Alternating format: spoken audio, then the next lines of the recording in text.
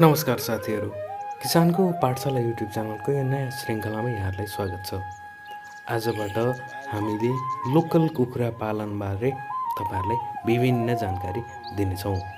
यसअघि हाम्रो हाँस पालन श्रृङ्खला, कागती खेती श्रृङ्खला, बट्टाई पालन श्रृङ्खला अत्याधिक मन पराइदिनु भएकोमा यहाँहरूलाई हार्दिक धन्यवाद छ।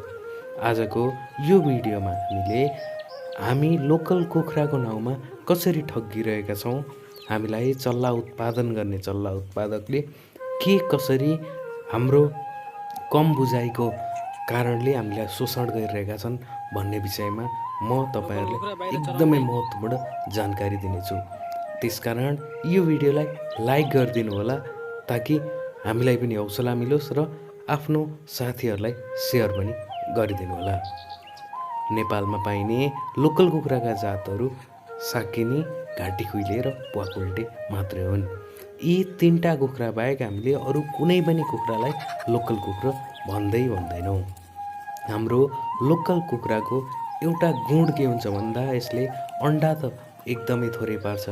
एक ब्याचमा अर्थात् एक पटकमा जम्मा 12देखि 15वटा मात्रै अन्डा पार्छ। तर यो कुखुराहरूमा चाहिँ मदरिङ क्यापेसिटी अर्थात् त्यो अन्डालाई सेक्ने क्षमता हुन्छ। त्यसकारण नम्बर 1, यदि तपाईँले ल्याएको वा पालिरहेको कुखुरामा अन्डा सेक्ने क्षमता छैन, उसले अन्डा मात्रै पारेर छोडिरहेको छ भने ऊ कुनै पनि हालतमा लोकल कुखुरा नै होइन। यसरी जम्मा 12देखि 15वटा मात्रै लोकल कुखुराले अन्डा पार्ने र त्यति मात्रै सेक्दाखेरि 10देखि 12वटा मात्रै अन्डाबाट चल्ला निस्कने हुँदाखेरि लोकल कुखुराको चल्लाहरूलाई अत्याधिक महँगो पर्न जान्छ। तर स्थानीय रूपमा नै इन्डियाबाट आयातित गरिएका ब्ल्याक अस्ट्रेलोप, हेम्पसायर जस्ता विदेशी जातका कुखुराहरू हेर्दा रातो हुने भएकाले हामीलाई लोकल कुखुरा भन्दै बेचिरहेका छन्। यो लोकल कुखुरा त कुनै पनि हालतमा होइन, तर लोकल जस्तै देखिने कुखुरा भने पक्कै हो। यसको पनि आफ्नै विशेषताहरू रहेको छ, आफ्नै फाइदाहरू रहेको छ। त्यसकारण तपाईँले आजदेखि पाल्दाखेरि या त घाटी खुइले, सकिनी, प्वाकुल्टे लगायतका कुखुराहरू पाल्नुहोस्, होइन भने तपाईँहरूले लोकल कुखुरा पालिरहनु भएको छैन कि लोकल कुखुरा जस्तै देखिने कुखुराहरू पालिरहनु भएको छ। हाम्रो लोकल कुखुरा भन्दा यो लोकल जस्तै देखिने ब्ल्याक अस्ट्रेलोप, हेम्पसायर जस्ता यी कुखुराहरूमा चाहिँ मदरिङ क्यापेसिटी अर्थात् अन्डा सेक्ने क्षमता हुँदैन।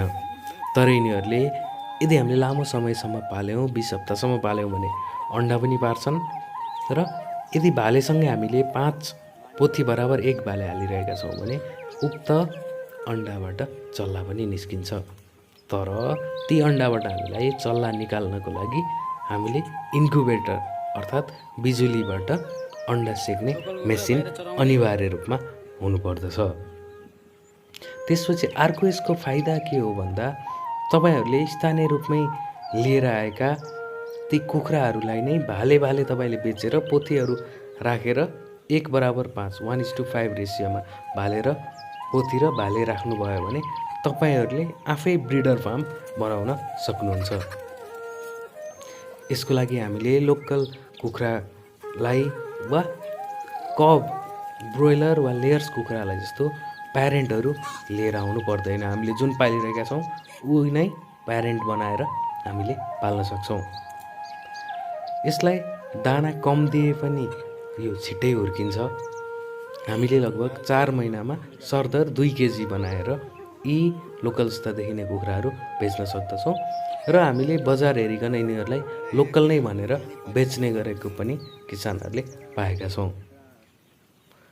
यसको अर्को फाइदा भनेको रोग प्रतिरोधात्मक क्षमता। यो कुखुराहरूलाई एकदमै कम रोगहरू लाग्छ। ब्रोइलर कुखुराहरूलाई जस्तै लाग्ने असाइटिस वा टक्सिसिटी जस्ता रोगहरूले यसलाई छुँदैन।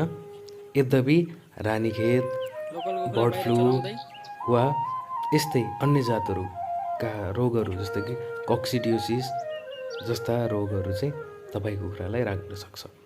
त्यसकारण तपाईँहरूले उक्त रोगको लागि चाहिँ अनिवार्य रूपमा तपाईँहरूले भ्याक्सिन लगाउनुपर्छ र 2 महिनाको फरकमा अनिवार्य रूपमा तपाईँहरूले यस्ता कुखुरालाई जुकाको औषध चाहिँ खुवाउनुपर्छ। यिनीहरूलाई जुका अलिकति छिटो पर्ने समस्या रहेको हुन्छ। हस् त आजको भिडियो यति नै। अर्को भिडियोमा हामीले फेरि नयाँ जानकारी लिएर आउनेछौँ। धन्यवाद।